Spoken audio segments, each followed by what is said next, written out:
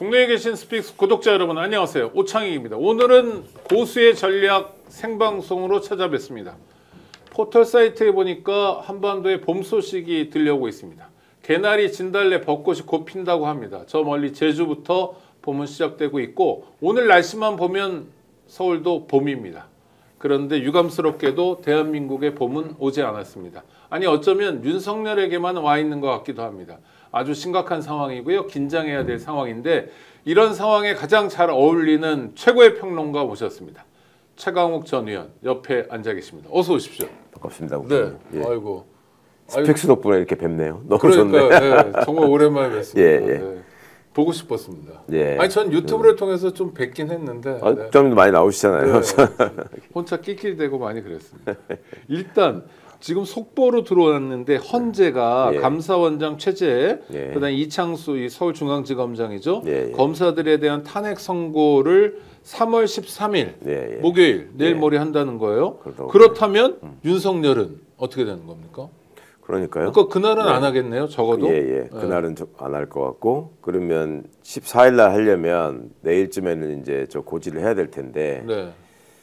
지금 저거를 하고 나서 그러니까 저걸 먼저 하는 이유가 있을 텐데 지금으로서는 뭐 알기가 어렵고 글쎄요 좀 지켜봐야 될 것 같습니다. 네. 그 문제는. 그래서 많은 분들이 말씀하시는 건 다음 주 월화 아니냐. 예. 그러니까 17, 18일에 탄핵 심판에 대한 선고, 윤석열에 대한 예, 선고를 예. 하지 않겠냐 이런 얘기도 있는데 이거는 뭐 사실은 헌재에서 밝힐 때까지는 다 추정이잖아요. 그렇죠. 그냥 알 수 없는 일이고 네. 원래대로라면은 진즉했어야 하기에도 뭐 충분한 시간이었는데 지금 내부에서 뭐 이거 기각 의견이 많아가지고 뭐 그거하고 충돌하느라고 늦어지는 것 같다라는 소리는 없는 것 같고 네네. 뭐 그나마 네네. 다행입니다만은 뭐 이제 보충 의견을 가지고 좀 여러 가지를 다듬는 거 아니냐 하는 정도의 얘기가 있는 것 같던데요. 그렇다면요.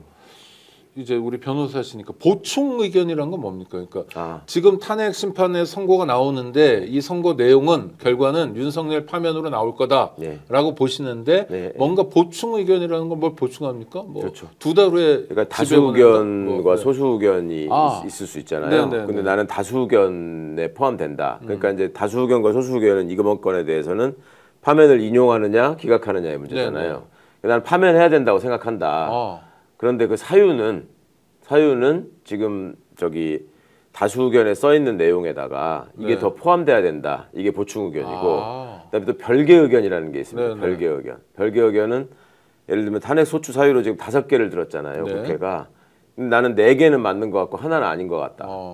그렇지만 파면에는 찬성한다. 이런 게 이제 별개 의견. 그러니까 이제 헌법 재판이라는 게 아주 중요한 국가 작용이니까 그렇죠. 논리적으로 완결성을 더하려고 어떤 사람은 국회 권능에 대해서 좀 다른 생각이 있더라도 윤석열을 파면하는 건 똑같다. 그래서 결론은 똑같더라도 약간 보충적이거나 별개 의견이 들어갈 수 있다. 그러니까 이론적 논쟁을 이제 하는 과정에서 나는 이 부분에 대해서는 다수 의견에 승복할 수 없다. 뭐 그런 분들이 하는 게 보충 의견 혹은 별개 의견으로 이제 표현이 되는데. 그러면 결과는 지금 어떻게 보시는 거예요? 물론 예측입니다만. 그것도 뭐 결과는 많은 분들이 다 파면이 당연히 돼야 될 것이고 된다. 당위 말고. 그러니까 된다. 분석으로는. 그러면 몇 대 몇 뭐 이런 건 8대 0. 8대 0. 네. 지난주 토요일 날 제가 일부러 탄핵 반대 집회를 가봤는데요. 정광훈 목사도 전요호 뭐 전시들이 많아요. 그다음에 김경재 이런 사람들이 막 설치고 그러던데 거기는 김경재요? 김경재 전 국회의원. 그 예전 그 김경재? 그 나이 많은데 그분이 이제. 그러니까 그렇게 건강을 찾으시나 봐요. 그분이 김대중 대통령 때문에 국회의원 했던 그렇죠. 사람이고 아마 제 기억에 전남 순천이 지역구였나 그랬던 것 같은데 박사월이라는 필명으로 김영국 회고록에 맞습니다. 네, 맞습니다. 미국에서 활동도 했고 박근혜한테 가서 붙었었죠. 막판에. 그러니까 이제 일관된 것 같아요. 전광훈이한테 붙어 있는데 그분들 손피켓은 죄다 헌재 4대 4 기각 이래가지고 그냥 그 사람들의 희망사항일까요? 희망사항이죠. 그런데 많은 구독자들이 어제 경향신문 일면이 그거였어요. 내일 안에 불변의 밤 다시 시작됐다 못 견디겠다. 그렇죠. 금요일날 그런 결정이 난 다음에 토요일날 막상 윤석열이 나오는 모습을 보고 의기양양 손 흔드는 모습을 보고 그때부터 다시 이제 화병에 도진 분들이 실제로 많아요. 맞습니다. 막 어지럼증 호소하고 이런 분들이 걱정도 하잖아요. 저렇게 윤석열이 나오는 판인데 헌법재판소는 믿을 수 있을까? 라는. 그러니까 헌법재판소뿐만 아니라 법률과 전반에 대한 이 신뢰를 할 수 없는 상황이죠 지금. 네. 법비들이 하도 준동을 하니까. 어. 근데 예를 들면 이번에 이제 뭐 구속기간 가지고 어쩌고 한 이런 사태는 네. 날이냐 시냐 뭐 이런 걸 가지고 일종의 틈을 벌려가면서 논리를 만들어냈잖아요. 네.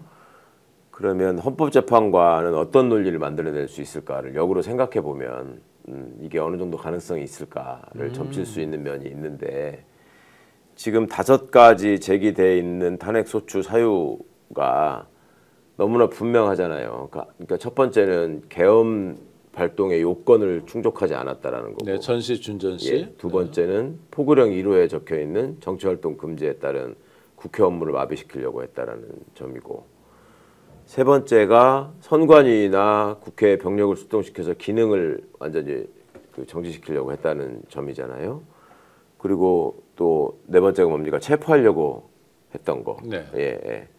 그러니까 이런 것들이 지금 하나하나를 따져보면 국회나 선관위에 침투해가지고 기능을 마비시키려고 했던 거는 너무나 현장의 영상이 명확하게 남아있잖아요. 그러면 그거 그러니까 예를 들어서 요건 같은 경우에 나는 뭐 이게 국가 비상사태라고 생각한다라고 어떤 사람이 했다고 칩시다. 네. 그다음에 포고령에 써 있는 것도 아니 뭐 계엄을 선포한 마당에 포고령이야 그렇게 써야 되는 거 아니냐라고 했다고 치자고요. 그러면 국회나 선관위의 기능을 마비시키려고 했다라고 하는 부분에 대해서 어떻게 이 사람이 무슨 논리를 써서 빠져나갈 수 있을지. 뭐 계몽 그다음에 어쩌고 그러잖아요. 그러니까 계몽이 국민들한테 경고를 하기 위해서 했다 뭐 이런 네네. 거잖아요. 네. 그러니까 국민들한테 경고하기 위해서 계엄을 할 수 있다는 규정은 어디에도 없기 때문에 그거 자체로 위헌적인 거라는 거를 일종의 자인하는 셈이 돼서 네.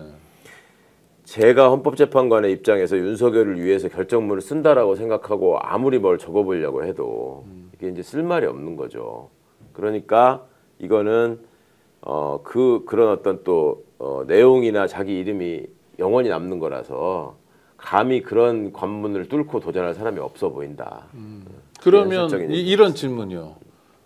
그러니까 악귀 같아요 어떤 면에서 윤석열 내란 일당이 네, 근데 흉악해요. 그러니까 남을 해치고도 자기만 안전하면 된다는 생각만이 아니라 실행을 해버리니까 정말 놀라운 존재고 이게 상종하거나 근접하기 어려운 존재인데 그렇다면 헌법재판관들을 협박을 하거나 검찰 캐비넷을 이번에 열어서 당신 말고 당신 처남을 한번 내가 작살내겠다거나 이런 식의 협박은 없을까? 아니 그러니까 제가 그냥 막 상상하는 게 아니라 이게 보통의 사람들에게는 적용되지 않는 건데 윤석열 일당에게는 적용해도 괜찮은 정말 이미 협박을 하고 있지 않습니까? 문영배 재판관 집 앞에 가가지고 시위한 지가 그렇죠. 지금 한참 됐는데 네네. 그 현실의 협박이잖아요.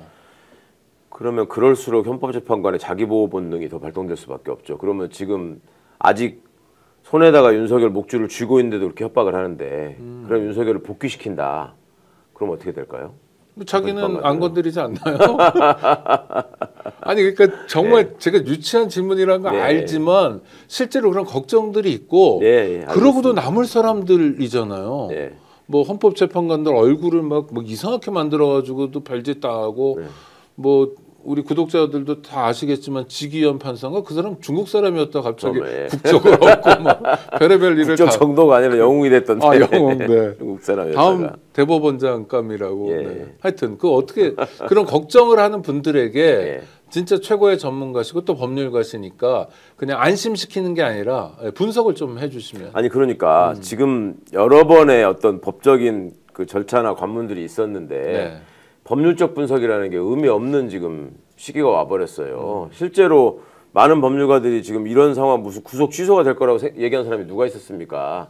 지들도 주장은 했지만 그게 받아들여질지 몰랐을 거예요. 근데 이런 일들이 막 벌어지니까 그런 걱정하시는 마음은 얼마든지 이해를 하는데 그렇다 해도 어느 정도 선이라는 게 있는 거고 지금 말씀드렸지만 그 모든 것들을 다 부정하고 하려면 기존에 우리가 쌓아왔던 판례들이 다 무너져야 됩니다. 그러니까 포고령 1호만 하더라도 지금까지 대법원이 기존에 우리나라 계엄 선포가 몇 번 있었잖아요. 네네. 그때마다 포고령이 있었잖아요. 그랬죠. 그 포고령을 다 위헌 판결을 했어요. 네. 결국. 그러니까 이번에 계엄령이 처음 선포된 직후에 판사들이 무슨 얘기를 했냐면 지금 자기 사무실 캐비넷 안에 과거에 박정희 때 전두환 때 계엄령 선포에 따른 피해를 보신 분들이 있잖아요. 그렇죠. 그때 계엄령 네네. 포고령 위반죄로 네네. 처벌받으신 분들. 그분들 다 재심했잖아요. 네, 그분들의 재심 사건이 다 법원에 지금 가 있어요. 네네.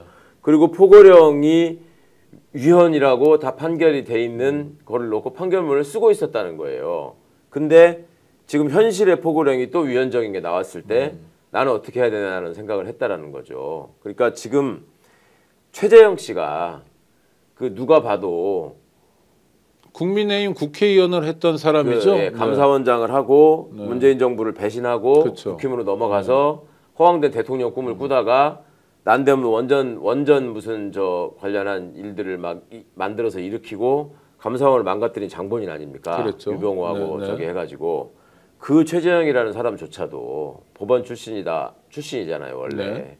계속 얘기하잖아요. 탄핵은 될 수밖에 없다. 그러니까 동아일보에 한 면짜리 아주 그 예. 큼지막한 인터뷰를 했더라고요. 예. 네. 그러니까 그 사람이 왜 그러겠어요? 그 사람인들 윤석열 쪽에 붙는 게 내가 더 좋다라는 생각 안 하겠습니까? 네네. 그리고 그분이 평소에 자기네 무슨 그 경기고등학교 나왔거든요. 네네. 고등학교 동기 단톡방 이런 데다가 뭐 글 쓰는 걸 보면 극우도 그런 극우가 없었다는 거예요. 그런 데서 막 돌아다니는 글 캡처해가지고 네. 보내고 뭐 이런 수준이었다는 건데 그분이 왜 그렇게 얘기할까를 한번 생각해 보셨으면 좋겠어요. 그러니까 제 말이 늘 낙관적이라고 생각해서 믿어지지 않으시는 분들은 그러면 최재형이 윤석열한테 뭐 삐져가지고 그럴까 아니면 저하고 내통해서 그럴까.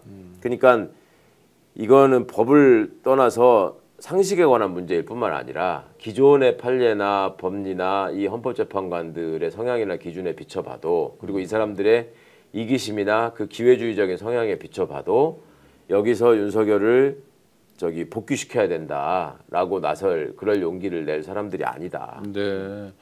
오늘 중앙일보 인터뷰에서 한동훈도 그런 얘기를 탄핵은 인용돼야 된다. 네. 자유대한민국을 위해서 뭐 이런 얘기는 같은 차원이라고 볼 수 있나요? 한동훈은 다른 차원이겠죠. 네. 한동훈이야말로 윤석열이 복귀하면 가장 힘들어지는 사람이니까 그거는 지 정치적 이익을 위해서 그러는 거고 예전부터 제가 윤석열이 어떤 상황에 닥치게 되면 제일 먼저 배신하고 등에 칼을 꽂을게 한동훈이다라고 말씀을 드렸는데 네네. 그 행동을 그대로 지금 하고 있는 거고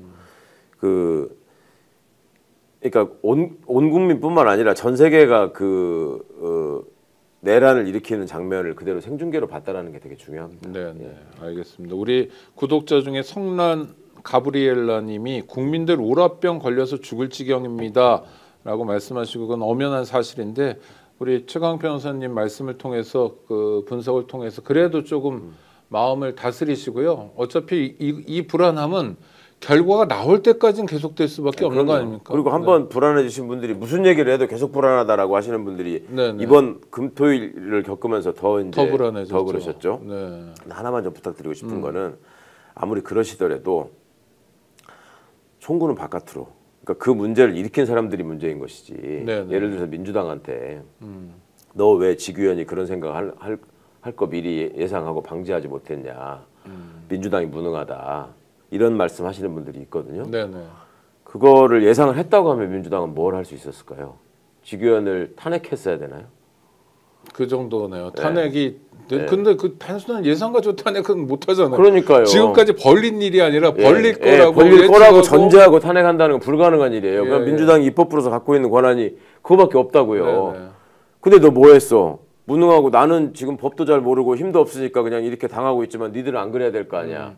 이것 때문에 화가 나신 분들도 있더라고요. 네네, 있어요. 그거는 꽤 있어요. 아닌 것 같습니다. 그러니까 그렇게 안쪽으로 저기 해서 분노를 투사하시는 거를 바깥쪽으로 돌리셔야 된다. 지금 우리는 무엇보다도 저 내란 세력을 진압하는데 힘을 모으고 그다음에 또 다른 하나는 지치지 말고 싸우는 거. 그러니까 저들이 가장 노리는 것은 네. 지쳐서 나가 떨어지는 걸 원하잖아요. 그러니까 니들이 아무리 법을 얘기하고 아무리 정의를 얘기해봐라. 우리끼리 카르텔로 무너뜨리면 니들은 그냥 지리멸렬로 서로 욕하면서 무너질 수밖에 없다.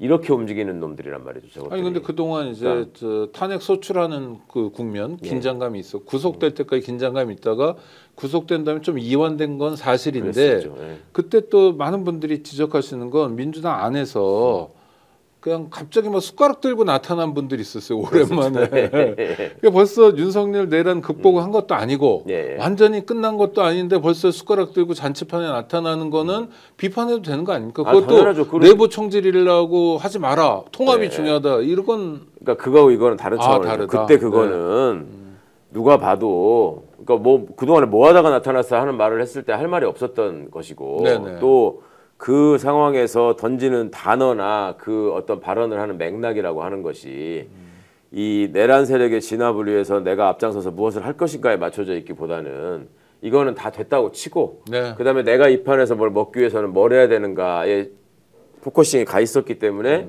많은 분들이 화가 나신 거고 질타를 엄청 하신 거잖아요. 그리고 지금 이런 상황이 벌어지니까 지금 그 소리들이 싹 없어지잖아요. 네. 그다음에 그 일원이라고 지목받았던 김경수 지사 같은 경우는 지금 단식 농성을 시작하지 않습니까? 네네. 그러니까 이런저런 상황에서는 그때 그 감정을 떠올리실 일이 아니고 지금 우리가 해야 할 일은 일단 민주당이 이 판에서 최대한 이 정보를 획득하고 그다음에 전략을 짜서 국민들에게 제시할 책임이 있고 그 과정에서 굉장히 냉철하고 정확한 판단을 해야 된다라고 촉구하시는 건 맞지만 이렇게 황당한 짓을 벌이는 놈들한테 왜 너네는 예상도 못하고 지금 와가지고 또 뒷북이야 이렇게 말씀하시는 거는 지금 우리가 해야 될 일은 아닌 것 같다. 네. 그건 일단 진압이 다 끝난 다음에 따져도 늦지 않다. 지금은 일단 이 내란 세력을 진압하는 데 힘을 모아야 되고 민주당이 거침없이 잘 싸울 수 있도록 우리가 그거를 더 뒤에서 밀어붙이면서 촉구하는 게 필요한 것 같다. 벌써 네. 지금 최상목 심우정 탄핵에 대해서 소극적인 얘기들이 나왔잖아요. 민주당에서. 네네. 어제 의총에서 저는 결정할 줄 알았거든요. 근데 그냥 넘어가길래 이제 지금 우리가 뭐 예전에 너네 왜 그랬어 이러고 있을 지금 여유가 없다고 생각합니다. 네. 심우정 검찰총장 근데 자 구속 취소 결정이 법원에서 나왔어요. 그것도 되게 이례적이고 좀 이해가 안 되고 언제부터 시간으로 따졌지? 하여튼 뭐 앞으로는 어떻게 할 거지? 하여튼 뭐 근데 도망가는 판결이었고 특히 공수처 관련해서 판단도 안 하고 뭐 딴 데 가서 물어보시오라는 건 뭐 법관으로 좀 이해가 안 되는데 그렇더라도 그날까지만 하더라도 금요일 날 좀 이해되는 측면이 있었어요. 뭐냐면 이렇게 생각해 볼 여지도 있겠네 정도로. 왜냐하면 바로 검찰에서 항고를 할 테니까. 근데 이게 이제 틀린 거예요. 저도 예측이 틀렸고 많은 분들이 그랬죠. 그렇죠. 우리는 왜 틀린 거죠? 그만큼 그러니까 심우정이가 네. 그냥 밀어붙였잖아요. 네. 그 배경은 뭡니까? 심우정이 아시죠? 잘 알죠. 네. 심우정이는 그러니까 이제 애초에 검찰이 이거를 무슨 즉시항고를 그 고민하네 어쩌네 하면서 뭐 회의를 하네 이랬던 적도 없어요. 단 한 번도. 그렇죠. 국장님 더 잘 아시지만 그 숱한 과거 독재 정권 시절에 고문으로 인해서 조작된 사건들 재심 개시 결정을 하지 않습니까? 네네. 이게 구속 취소 이것도 결정이란 말이에요. 네네. 결정에 대해 불복하는 게 항고잖아요. 그렇죠. 즉시항고잖아요. 그럴 때마다 하루도 안 지나서 다 즉시항고했어요. 그럼요. 예, 아니 거의 자판기 아닙니까? 예. 왜냐하면 판단을 받아봐야지. 예. 이건 제 주장이잖아. 자동으로 즉시항고를 해왔었고 심지어 공소권 남용을 해서 공소 기각이 확정된 대법원에서 네네. 그런 사건에 대해서 전혀 민망해하거나 부끄러워하거나 죄송해하지 않고 견해가 다르다. 네. 우리도 법률가 집단으로서 충분히 그렇게 생각할 수 있어. 이런 식으로 우기고 넘어가고 그렇게 한 거를 또 헌법재판관이라는 자들이 그거 뭐 하나도 불법이 없었네라고 얘기했던 사람이 지금 헌법재판관으로 있는 사람이란 말이죠. 네네. 정영식이네, 김영두네 이런 사람들은. 그러니까 이 일련의 과정에서 법률가들이 벌인 법비 수준의 장난이야. 정말로 국민들이 뒤통수를 맞은 일인데 이 검찰의 이런 이상한 행태는 이게 국가기관이나 법률가 집단으로서 활동하는 움직이는 조직이 아니고 이건 철저하게 정치 집단이다라는 속성을 보여준 거고요. 심우정이는 개인적으로 가장 걱정하고 두려워하는 게 지 이미지가 망가지는 겁니다. 네. 자기가 욕먹는 거. 네. 그리고 그간에 쭉 살아온 과정을 봐도 검사로 있을 때, 검찰 간부로 있을 때 보면은 늘 민감한 사안에서는 뒤로 빠집니다. 절대로 그 사안에 대해서 전면에 나서는 적이 근데 없었거든요. 이번엔 전면에 나섰죠. 이번에는 되게 이상한 결과가 됐는데 이게 이게 제가 굉장히 특이하다고 본 거예요. 네. 이거는 심우정이 혼자서 이렇게 결정한 일이 아니다. 그러니까 여기에는 아마 모르면 모르되 김주현이라는 사람의 굉장히 큰 역할이 있었을 것이고 지금 대통령 민정수석으로 있는 그렇죠. 네. 김주현은 과거에 법무부에서 검찰국장을 거쳐서 법무부 차관을 했는데 법무부 검찰국장일 때 그 밑에 바로 선임 과장인 검찰과장이 심우정이었습니다. 네. 그러니까 직속 상하 관계고 검찰국장과 검찰과장의 관계는 다른 직속 그 상하 관계보다 훨씬 더 밀접한 관계입니다. 네, 네. 인사를 다루는 그렇죠. 데기 때문에요. 그러니까 그 두 사람의 관계는 뭐 저기 그 능히 짐작할 바가 있고 그 다음에 심우정을 가장 옥죄했던 거는 그 계엄 상황에서의 그 이상한 플레이 있잖아요. 네, 비화폰으로 네, 네. 분명히 통화를 해서 김용현의 자진 출석과 관련이 있는 일을 했을 것 같은데 그 다음에 대검이 계엄에 관여하기 위해서 과학수사부가 연락을 주고받고 연계를 맺었을 것 같은데 그런 점을 덮으려고 사실은 노심초사하면서 드러났던 게 김성훈에 대한 구속영장 신청을 계속 반려한 거였잖아요. 네. 경찰의 영장을.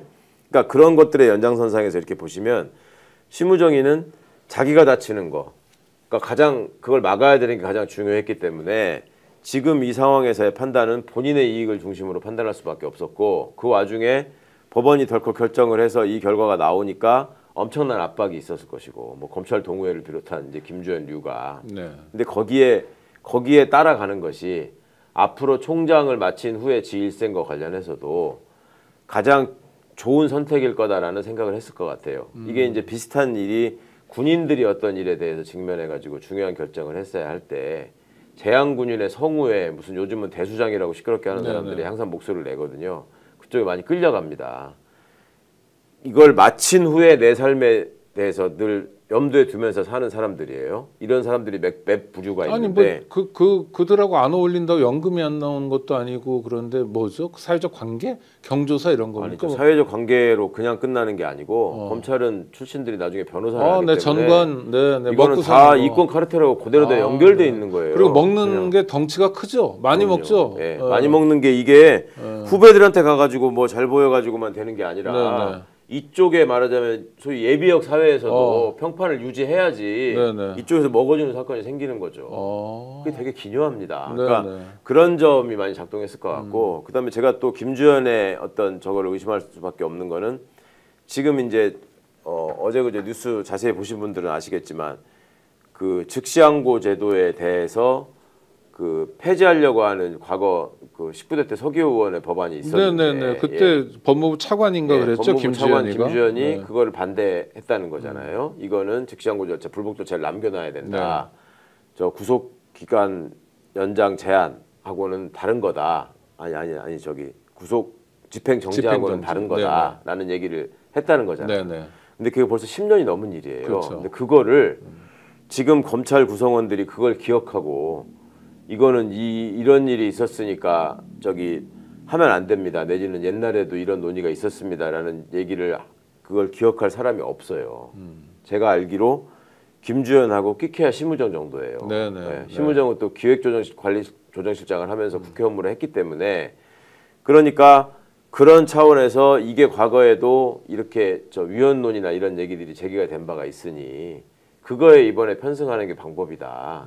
그러면서 인권 운운해라. 네네. 이런 식의 논리가 만들어졌고 그래서 어제 아침에 출근하면서 얘기했던 게 누가 봐도 그 외워서 말하는 거였거든요. 네네. 그러니까 그 뒤에 바로 반박될 얘기를 그냥 하잖아요. 그러면 지금 저 법원의 판단이 맞다는 거냐 이렇게 얘기하니까 아니 구속기간 문제에 대해서는 기존의 관행대로 우리는 잘못한 게 없다고 생각한다는 취지로 또 얘기를 하잖아요. 그럼 앞에 인권을 침해한 결과가 되기 때문에 또 위헌 문제가 제기될 수 있기 때문에 석방했다라고 하는 것과 그대로 충돌하는 얘기 아닙니까? 네네. 그러니까 그렇게 앞뒤 안 맞는 얘기를 억지로 하는 이유는 모종의 어떤 그 협의가 있었고 그걸 통해서 이 워딩으로 나가는 게 좋겠다라는 게 있지 않았을까 싶습니다. 네.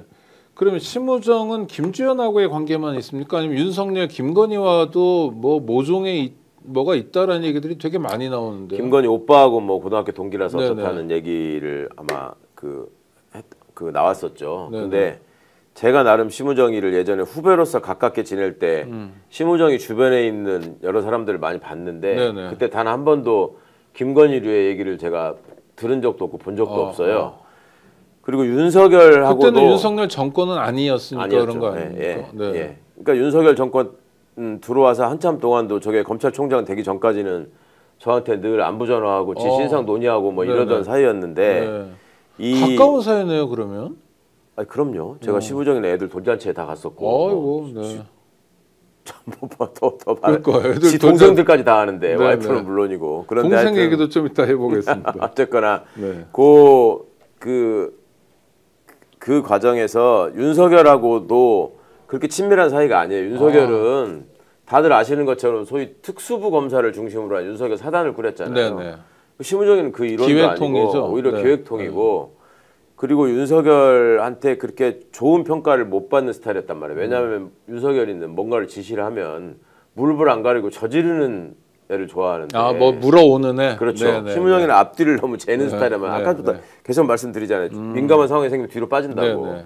그러니까 윤석열 입장에서는 별로 탐탁지 않은 대상이었는데 이게 검찰총장이 될 수 있었던 거는 윤석열이가 중앙지검장을 할 때 심우정이가 형사 1부장이었고 네. 대검 형사 1부장 아니 서울 중앙지검의 형사 1부장. 형사 1부장이라는 건 아시다시피 전체 검찰 조직의 선임부장이거든요. 네. 이게. 대검 중앙지검 형사 1부장이. 그 중앙지검 형사 1부가 갖고 있는 사건이 유명인들의 대표적인 게 유명인들을 상대로 한 고발 사건 이런 것들이 많이 있습니다. 명예훼손 사건 같은 거를 중심으로 해서 그러면 그런 걸 할 때 심우정이가 실무자로서 윤석열한테 보고를 할 일이 많았을 거예요.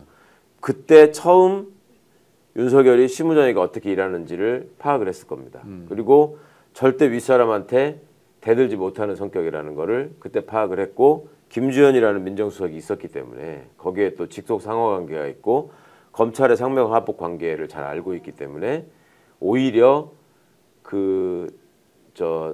지사단 구성원을 시켰다가 자신의 어떤 정치적 욕심이나 장래를 생각해서 원래 그 소매치기가 소매치기를 더 못 믿잖아요. 그럼요. 그러니까 자기하고 똑같은 사기꾼이 사기꾼 못 믿죠. 그러니까 자기하고 똑같은 걸 거기다 갖다 놓으면 나를 치받을 수 있다. 이런 생각을 해서 심우정을 택한 거라고 저는 생각을 했거든요. 이원석만 하더라도 윤석열 입장에서는 그걸 차장으로 한참 동안 놓고 계속 관찰하면서 길들여 가지고 검찰총장을 시킨 거 아닙니까? 계속 검찰총장이 공석이었잖아요. 이 정부 초반에. 근데 그 이원석이조차도 이상한 소리도 하는 것 같고 자꾸 뭐 덤빌려는 듯한 모습도 보이고 결국 그렇게는 못했지만 기분 나쁘게 했잖아요. 어쨌거나. 그러니까 그런 데서 오는 트라우마가 있어서 심우정이 총장으로 선택된 것 같았거든요. 그런데 지금 이 와중에서는 윤석열을 지키는 것보다 심우정 입장에서는 본인을 지키는 게 지금 되게 중요했었다. 그러니까 저렇게 지금 말도 안 되는 판단을 했지. 저게 보통 때의 심우정이 같으면 이거는 즉시항고를 안 하면 총장이 쫓겨나야 될 일이에요. 그렇죠. 지들 조직 안에서 지금 불법 감금을 스스로 인정하고 그동안에 검찰은 인권을 침해하는 불법 구속을 아무런 생각 없이 해왔습니다. 이 얘기를 선언한 거잖아요. 총장이. 그렇죠. 그러니까 지금 내부 반발이 지금 검찰 정권 치하에서 이 이프로스 게시판이 뭐 조용해진 지가 오래됐습니다만 그 와중에도 글은 하나 올라오고 그다음에 거기에 뭐 댓글이 많이 달렸다 그러잖아요. 그리고 이런 일이 벌어지고 나니까 소위 비윤으로 분류돼 가지고 밀려나 있던 검사들이 얘들이 더 흥분하고 실망했어요. 그러니까 자기들은 이번에 윤석열 파면되고 저 구속돼서 중형 받아갖고 처리되고 그다음에 다음 정부가 출범해서 검찰 개혁을 한다고 한들 시간이 걸릴 거니까 나는 그 사이에 그동안 못 갔던 자리 차지해서 그 어떤 틈을 비집고 들어가 보자라는 일종의 희망과 기대를 품고 살았는데 이번에 이 일이 벌어지니까 그 희망마저 지금 산산이 들어갔다. 이젠 우리 회사가 박살나는구나. 완전히 심우정이 때문에. 그러니까 저한테 한 주말 상관에 한 4-5명의 검사가 전화가 와 생전 전화 안 턴 애들이 그런 고민을 토로하더라니까요. 선배님, 형님 이제는 진짜 끝난 것 같습니다. 심우정이가 관뚜껑 덮고 목까지 박았습니다. 이 심우정이가 평생 이제 이 부담을 감당을 해야 되는데 그거를 모를 사람이 아니거든요. 근데 이런 일을 저지른 거는 본인이 지금 심각하게 연루되어 있는 무언가가 있다. 내란 사태와 관련해서. 그렇게밖에 볼 수가 없습니다. 제가. 동생 얘기도 좀 나와요? 심우찬 변호사? 예. 심우정이가 삼형제인데 그 막내가 육사를 나왔어요. 그러니까요. 육사를 나와서 그 법무관 생활을 하다가 중간에 나갔죠. 이게 되게 이례적인 일이었어요. 그러니까 육사 출신이 법무관을 하면은 그래도 좀 아시잖아요. 거의 자동으로 네네. 별을 달고 있다가 나오잖아요. 별까지는 아니지만 그래도 쭉 올라가죠. 아니요, 지금까지는 육사 출신이면 육사 출신은, 그렇겠네요. 예, 예. 네네. 육사 육사 출신 출신 거의 별 예외 없이 달죠. 다 그렇게 네네. 왜냐면 희소하니까. 네네. 되게 없었으니까. 옛날에 고석이니 뭐 다들. 그렇죠. 네네. 김창의 고석 네네. 뭐. 이름도 엄청 기억나네. 많죠. 지금 오래된 김동혁이도 사람들. 마찬가지고 네네. 뭐. 예. 그런데 이 심우찬이는 중간에서 조직 그 적응을 못했어요. 그러니까 스스로 뭔가 얘가 백이 너무 많았던 거야. 네네. 아버지도 그렇고. 아버지도 심대평이고 나는 육사 나와서 저기 변호사 자격을 얻은 사람이고 그다음에 중간에 또 그 박근혜 정부 때 대통령실에 있었죠. 청와대. 들어가 있었습니다. 그런 적이 없었거든요. 네. 과거에 법무관 하던 사람이. 그러니까요. 그러니까 이런저런 점들을 가지고 이제 보직이나 이런 거에 관한 욕심을 낸다는 비판을 받고 그 뭐랄까 이제 진급이나 이런 거에 생각대로 안 된 거야. 그러니까 이제 나간 건데 네. 나가고 나서 심우찬이는 지네 형보다도 어찌 보면 더 우익적인 삶을 살려고 돌아다니더라고요. 그러니까 그런 게 있었는데 그러니까 아버지 때부터 이 심우정한테 뭐랄까 이 관료로서 성공할 수 있는 방법 이런 거에 대한 트레이닝이 되게 잘 돼 있었어요. 아버지가 다 경험을 했고 네네. 그분도 꽤 그 분야에 단련되고 나름 고수 소리를 들었던 분이잖아요. 그렇죠. 네. 그러니까 그거를 많이 배웠고 제가 어릴 때 심우정이가 일단 무슨 어떤 집안 행사나 이런 걸 할 때 이렇게 가서 보면 아버지가 고관 대작이면은 이렇게 이런 일들이 생기는구나 하는 걸 보면서 내가 좀 이렇게 굉장히 신기하게 느꼈어요. 이를테면요. 그런 거죠. 뭐 예를 들어서 제가 우리 애 뭐 돌잔치를 해요. 네. 선배들이 많이 왔어요. 그것도 직장의 상사고 선배잖아요. 네네. 그러면 부모님들은 되게 그 사람들 이렇게 깍듯이 모십니다. 그렇죠. 아이고 와주셔서 고맙습니다. 네, 뭐 예. 나이가 아니라 하나 이거는, 선배여도 우리 하나 선배가 아니라 선배인 정도가 아니라 또 직속 상관이고 이러면 네네. 심우정이는 제가 검찰 부장일 때 내 직속 검사였어요. 네. 그러니까 심우찬이가 정의가 예. 걔도 심우찬이는 저 많이 차이가 나고 걔도가 아니라 그 사람도 군 법무관을 했으니까. 그렇죠. 네네. 예. 그런데 그럴 때 그 직속 상관한테 이렇게 이 대하는 모습이 그냥 이렇게 다른 조직에 있는 무슨 간부가 왔을 때 그때가 이제 심대평 씨가 도지사 할 때였거든요. 네네. 뭐 반갑습니다. 뭐 딱 이렇게 하고 완전 포멀하게 악수하고 지나가는 거 있잖아요. 네네. 그래서 내가 여기를 지금 출장으로 온 건가, 잔치 하객으로 온 건가. 그리고 뭐 선출직 도지사니까 뭐 굉장히 높았겠죠. 그럼요. 네. 그게 도지사 그때 도지사 공관에서 돌잔치를 하는데 네. 공관에서 이게 손녀 돌잔치도 하는구나. 뭐 그것도 좀 신기했었고. 네. 뭐 하여튼 너무너무 옛날 일입니다만은 여튼 이 얘기가 무슨 뭐 개인적인 지금 뭐 호불호를 떠나서 그런 어떤 그 뭐랄까 꽤 알려져 있는 아버지 밑에서 여러 가지 제약과 이 단련을 받으면서 자란 아들이 그 갖고 있어야 되는 어떤 용기나 배짱 이런 게 당연히 한계가 있을 수밖에 없고 그 윤석열은 아버지한테 두들겨 맞았지만 그거를 극복하지 못한 상황에서 일종의 그 반항심 같은 게 쌓이다가 지금 이런 식으로 폭력적으로 표출된다는 네네. 얘기를 심리학자분들이 네네. 많이 하시잖아요. 뭐 그런 거하고 비교를 해보자면 심우정 입장에서는 이게 나의 보신, 안전 이게 어느 부분에서 필요한가라는 거를 굉장히 많이 생각하면서 하는 스타일이에요.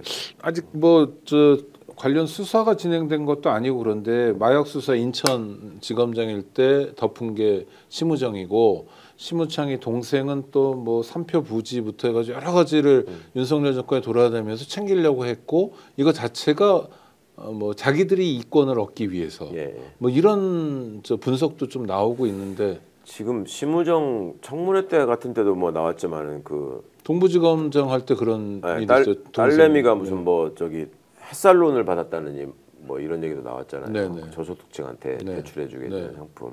그러니까 저쪽 어떤 집단의 속성이라고 하는 것이 이권의 진심이고 그런 이권의 이익을 진심. 얻을 기회가 있으면은 뭐든지 다 찾아다니면서 해야 되는 거니까. 그리고 스스로 쌓아올린 어떤 네트워크 같은 게 있으면 그거를 통해서 어떤 이익을 얻는 거는 나의 노력에 따른 신분 상승에 수반되는 당연한 권리라고 생각하잖아요. 네네. 별로 그걸 부끄럽게 생각하지 않는다고. 어. 뭐 그런 데서 오게 되는 어떤 자연스러운 행태들이 많이 있었겠죠. 그냥 자기 능력인가요, 그럼? 지들은 능력이라고 생각하죠, 그거를. 지들은 능력이라고 생각하고 그거에 대해서 별로 죄책감도 느끼지 않고 그리고 아니 뭐 내가 여기 있으니까 뭐 주변 사람들이 뭐 그렇게 할 수도 있는 거지 내가 굳이 나서서 그렇게 했겠습니까? 라고 아마 틀림없이 항변할 거예요. 와, 그럼 뻔뻔하기까지 하다. 그거 뻔뻔할 수밖에 없는 이유가 그걸 잘못이라고 생각하지 않으니까. 아, 뻔뻔하고 자시고도 아니네요. 아니죠. 그래요? 그러니까 그런 당연한 일인데. 그런 상황에서 그 세계에서는 당연한 일인데 아니 정보가 있으면 습득을 해서 그 정보를 통해서 이득이 될 일이 그리고 있으면 뭐 가가지고 주식 좀 뭐 샀다고 해서 내 주변에 있는 어떤 사람들의 도움을 최대한 받는 거지. 어. 그게 뭐가 잘못이야? 이런 생각들을 하죠 실제로. 아니 근데 그런 생각들을 하는 사람들이 똘똘 뭉쳐서 네. 윤석열 검찰 정권을 만들어냈잖아요. 그렇죠. 네. 국민들 입장에서 정말 아까 뭐 여러 가지 표현, 법비 뭐 이런 표현도 하셨는데 뭐 법꾸라지가 됐든 뭐 어떤 됐든 하여튼 이상한 기득권, 예. 좀 땀 흘리지 않고 네. 이해할 수 예, 없는 예. 기득권, 그 다음에 자기들끼리 카르텔. 그러면서 승질내면서 뭐 노동자들이 카르텔에 있다는 등 뭐 이러고 그러니까 좀 너무 기가 막히는 거죠. 네. 그러니까 이 지네들의 카르텔 안에서 이게 주고받고 하면서 이런 것들을 이제 느끼기 제일 좋은 데가 이 고급 호텔 무슨 그 헬스클럽이라고 하더라고요. 네, 피트니스라고 네, 하는데 네, 거기 네. 가면은 네. 진짜 가관이라는 거죠. 앉아가지고 뭐 내가 무슨 사업을 하는데 뭐가 어떻게 하면 그 누구한테 연락해 보시오 뭐 이런 것들이 늘 벌어지는데 그 회원제겠네요, 그런데 당연하죠. 아무나 못 들어가는. 예, 그런데 우리가 생각하지 않았던 어떤 분야에서 지금 저 사람들이 똘똘 뭉쳐가지고 이 이권에 대항한다. 예를 들어서 노동자들이 연대해가지고 파업을 한다. 네네. 이런 것들이 자신들이 볼 때는 그거는 약자들이 혹은 경제적 주체로서 당연히 누려야 될 헌법적 권리라고 전혀 받아들이지 않고 나의 이 평온한 삶을 위협하는 저건 불량 카르텔이다. 이렇게밖에 안 보이는 거죠. 윤석열 같은 사람들의 세계관에서는. 그러니까 그런 것들을 보이고 그것을 위해서 집권을 했고 그 집권을 또 자신의 이익을 지키고자 했던 사람들이 그 집권에 아까 말씀처럼 다 동참해가지고 만들어낸 정권이니까 이거를 뿌리를 뽑아내고 이 내란을 진압하는 게 이렇게 지금 우리가 힘겹게 가고 있는 것이고 네. 무엇보다도 이 사람들이 어떤 조금의 공감 능력이나 그 상식에 근거한 양심 같은 게 있으면 사실 민망해해야 되잖아요. 이런 그렇죠. 상황에 와서 네, 이렇게 이상한 짓들을 계속하면 근데 지금 윤석열 변호인단들이 그 공개된 헌법재판소의 심판정에서 하는 그 모습을 보십시오. 어디 요만큼이라도 민망해 하나요? 그 뭐 스카이 데일리인가 뭐 그런 거 네, 인용해서 그런 막 중국 간첩 인용하고. 뭐 이런 얘기도 하고. 네. 네. 아니 저 사람들이 도대체 정규 교육을 받은 사람이 마저 할 정도의 얘기들을 너무나 확신을 차서 뻔뻔하게 하잖아요. 네네. 근데 그런 사람들이 많다고요, 실제로. 그리고 이분들이 그런 생각들이 아예 없기 때문에 이런 일들을 우리가 하면은 안 되고 이렇게 하면은 사람들이 우리를 미워할 수도 있고 사람들이 들고 일어날 수도 있으니까 조심해야 돼 라는 생각이 마비될 정도로 지금 와버렸다는 게 윤석열 정부를 통해서 그게 저는 제일 끔찍한 일이라고 생각해요.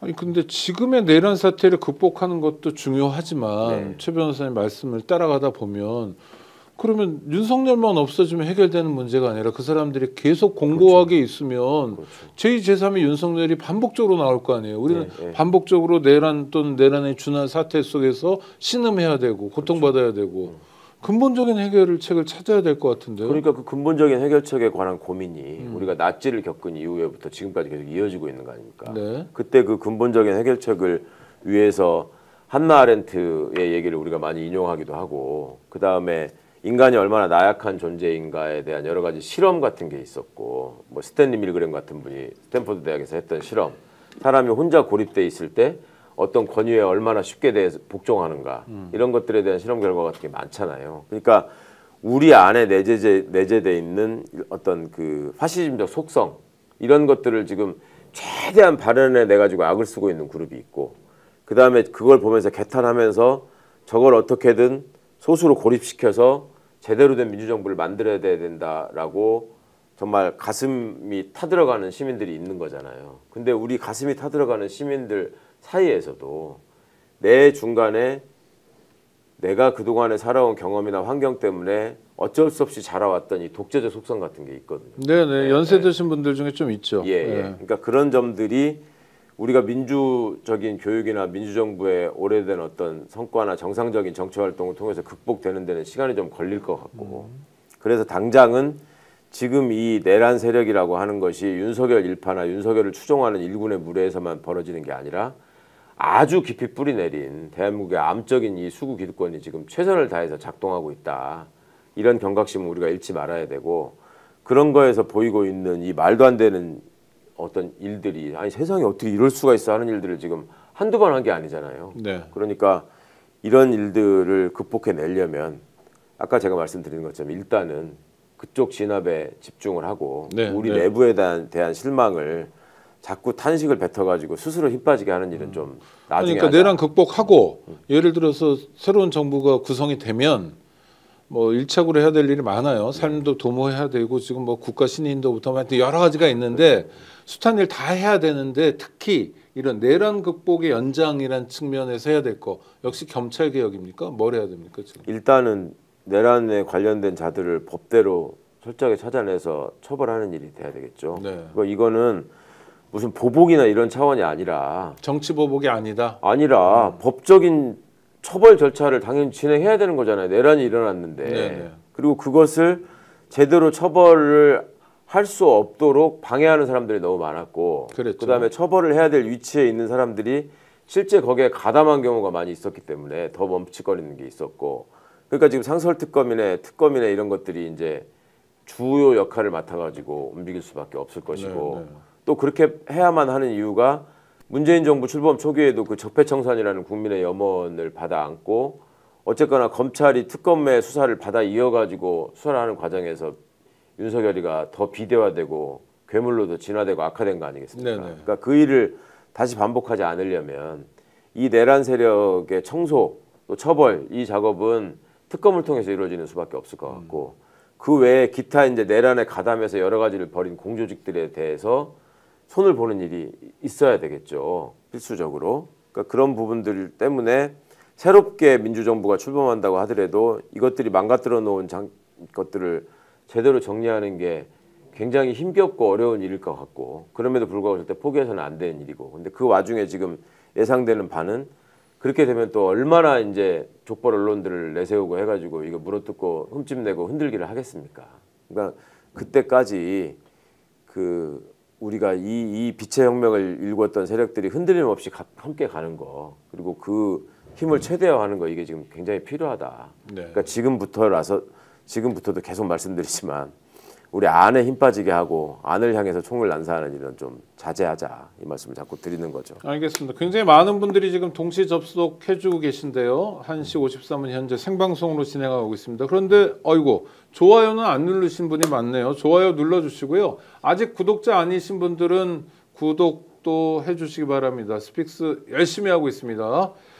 자, 내부 총질이 중요한 게 아니라 지금은 내란 세력을 네, 심판하는 일이 중요하다. 내란 세력을 진압하고 뿌리를 뽑는데 모든 힘을 다 모아야 될 때인 네. 것 같고 네. 그리고 절대 좌절하거나 외면하시면 안 된다. 네, 야 이렇게까지 했는데도 또 저렇게 나와가지고 지금 손 흔들고 거리로 활보한단 말이야. 이것 때문에 사실 속상하셔가지고 그렇죠. 나 이제 뉴스 안 볼 거야 이런 분들도 계세요. 네네네. 저는 그분들이 제일 걱정인 겁니다. 그러시면 진짜 안 됩니다.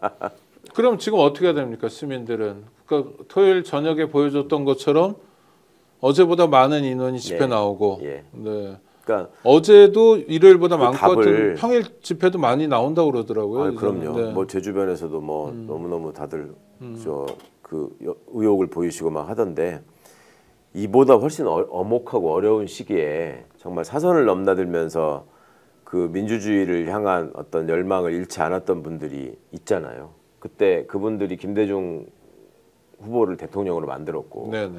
그 김대중 대통령 그 다음에 또 정말 대한민국 수구 기득권 지형을 어떻게든 바꿔보려고 하다가 그 보복을 당한 걸로 볼 수밖에 없는 우리 노무현 대통령의 삶이라는 게 있지 않습니까? 저는 그분들이 하신 말씀이 계속 생각이 나요. 그러니까 행동하는 양심을 강조하신 이유가 네네. 뭐냐? 그때 김대중 대통령이 돌아가시기 직전에 그런 말씀을 하셨다고요. 내가 꼭 바깥에 나가서 시위에 참여하고 목소리를 높이는 것만이 민주시민으로서 행동하는 것이 아니다. 자기 각자 여건에 맞게 나쁜 신문을 보는 사람은 나쁜 신문을 끊고 나쁜 방송 보지 말고 정의할 일이 없으면 담벼락에 대고 욕이라도 해라. 네, 그 그때는 뭐 말씀하셨단 페이스북 말입니다. 없을 때인데도 그런 말씀하셨어요. 네, 진짜 네. 담벼락, 물리적인 네, 담벼락. 진짜, 예. 네. 그러니까 그게 지금 우리 시민들에게도 너무나 필요한 말씀이 아닌가 싶고 그다음에 저 노무현 대통령이 얘기하신 민주주의 최후의 보루는 결국 이런 상황에서 지금 우리가 민주주의 최후의 보루를 지켜야 되는 거 아닙니까? 네. 깨어있는 시민의 조직된 힘이다라는 것. 그러니까 조직된 힘을 시민들이 보여줘야 되고 깨어있는 시민이라고 하는 것은 어떤 상황에 일희일비하면서 자꾸 내가 화풀이할 할 대상을 찾아내는 게 아니라 깨어있으면서 내가 바꿔내야 될 대상을 찾아내는 거. 내가 새롭게 읽어야 될 세상에 대한 꿈을 잃지 않는 거. 이런 게 깨어있는 시민이 아닐까 싶습니다. 그러니까 그 지금 말씀을 같은 좀- 국면에서 뉴스도 안 볼래 정말 개짜증 이런 상황에서 네. 그 카톡방에서 또는 텔방에서 그러지 말자. 네, 예. 야, 그럼요. 김대중 대통령 몇 번 죽을 뻔하다 살아남았는데 야, 우리 그냥 오늘은 내가 막걸리 쏠 테니까 광화문으로 나와 경복궁으로 네. 라고 말하는 역할. 그렇죠. 그래서 비록 한 명이 나오든 두 명이 나오더라도 그게 이제 조직이고 그게 깨어 있는 거고 네. 그 사람들이 광화문에 모이면 그게 깨어 있는 시민의 조직된 역량이고. 그렇죠. 그걸 통해서 우리는 저 강관 기득권의 뿌리를 뽑아낼 수 있을 것이고 그리고 꼭 드리고 싶은 말씀은 결국은 이건 우리가 이깁니다. 이길 수밖에 없는 싸움이라는 거에 대한 믿음을 가지시고 김대중 대통령 돌아가시면서 그 마지막으로 하신 말씀이 그거라고 하잖아요. 저 자서전 말미에도 쓰셨지만 그 인생은 아름답고 역사는 발전한다. 네.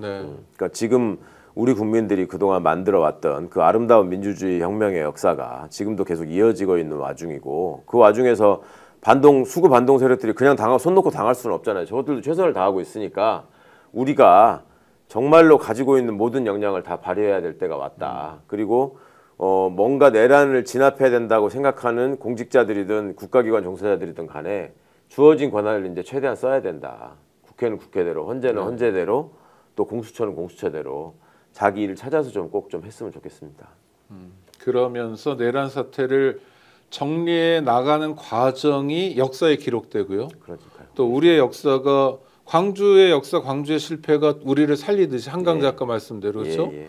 뭐 갑오 농민 전쟁 때 농민들의 희생이 우리를 살리고 이런 것처럼 우리의 역사가 후속 세대를 또 살리는 역사가 되지 않을까 하면 책무감이 느껴지네요. 그럼요. 우리의 후속 세대를 통해서 우리 땅을 지키는 것도 되게 중요하지만 네. 저는 이번에 우리가 이 빛의 혁명을 완수하게 되면 이거는 세계적으로 정치적 핍박이나 이런 걸로 고통받는 시민들한테 너무나 훌륭한 모범적인 사례로서 계속 회자될 것 같습니다. 네, 우리가 네. 국사 시간에 그냥 무슨 1919년 3.1운동을 벌였던 게 중국의 5.4운동에 영향을 미쳤다. 뭐 인도의 독립운동에 영향을 네, 미쳤다. 네. 이런 얘기 그냥 외우기만 할 게 아니라 지금 실제로 우리가 그런 역사를 만들어가고 있는 거니까 네, 네. 그런 자부심을 갖고 정말 좀 지치지 말고 즐겁게 좀 함께 싸우셨으면 좋겠습니다. 그래봤자 얼마만 참으면 됩니까? 일주일 남짓, 열흘 남짓, 길어도. 네, 그렇죠. 네. 길어도 열흘 남짓이고 이번 주에 금요일 날 헌법재판소가 선고를 해주기를 바라고 그럴 가능성이 여전히 높다고 생각합니다. 네네. 근데 그게 아니더라도 이번 주에 날짜는 고지를 할 것 같거든요. 언제 네. 선고한다는 건 확실히 내일이 됐건 모레가 됐건 나올 것 같으니까 조금만 더 견디시고 예. 그리고 또 이제 그렇게 해서 막상 윤석열이가 파면이 되면 또 한 번 공기가 달라지지 않겠습니까? 네, 그럼요. 예, 예. 그러면 일단 파면되면 한번 잔치 한번 벌여야죠. 광화문에서 신나게 한번 웃으시고요. 아유 마음 우울할 때는 억지로 웃는 거 말고 이렇게 합리적 분석에 근거해서 웃으시는 거 되게 중요합니다. 중요한 정보 하나 알려드릴게요. 홍삼 가격에 산삼을 드세요. 전설의 고려 산삼에 맥을 잇는 지리산 산양산삼 추출액 순 100%. 이름도 산삼 순백입니다. 산삼의 본향 지리산 800고지에서 농약 한 방울 필요한 털 없이 비바람 이슬 맞으며 7년을 기다렸습니다. 인삼을 산에 옮겨 심은 묘종삼이 아닌 직접 씨를 뿌린 씨종 산양산삼을 사용했습니다. 다양한 사포닌 종류와 압도적 함량을 자랑하는 산삼 순백 한 박스에는 7년근 산양산삼 30뿌리 분량의 사포닌이 들어있습니다. 꾸준한 품질 관리는 물론 컴파운드 K 강화로 흡수율도 높였습니다. 온라인 구매 후기 15,000여 건과 만점에 가까운 평점을 자랑하는 가성비, 가심비 최고의 제품입니다. 3월에는 순백 1+1과 추가 서비스로 순백 10병을 더 드립니다. 새싹 돋는 계절에도 온 가족 건강관리 산삼 순백과 함께 하세요. 검색창에 산삼 순백으로 검색하시거나 전화문의 1666-1080입니다.